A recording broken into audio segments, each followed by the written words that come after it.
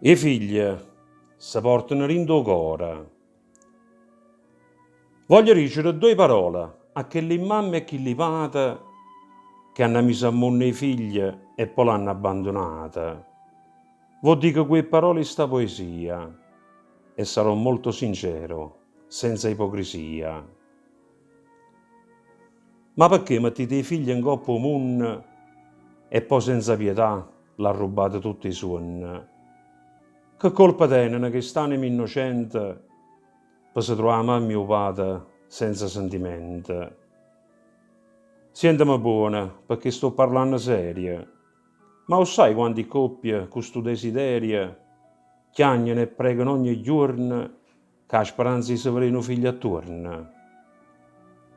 E tu senza rispetto e senza amore disprezzi chi sto dono o Signore. Sto fatto annanzi a Dio è un peccato.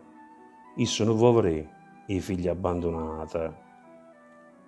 Perciò ti parlo con questo cuore in mano. Se tieni un figlio o una figlia che ti sta lontana, passati una mano per la coscienza e a questo figlio ralla ancora una speranza. Perché ogni lacrima di sta povera creatura, pure un giorno solo, tu trasforma in notte scura. Se non sapete fare in mamma e padre, sta cattiveria, Dio, la fa pava salata. È tutto inutile che quando si fanno rosse, ti presenta innanzi a loro con l'occhio commossa. Chiedi scusa per l'assenza, cerchi pietà, ma dove stive quando si chiamava mamma e papà? Poi dopo portafoglie e caccia una fotografia e fai finta di dicere «Sei tutta la vita mia!» Forniscelo con questi sceneggiati attori, perché i figli si portano in tuo cuore. Stammi a sentire perché mo mi sono grafata.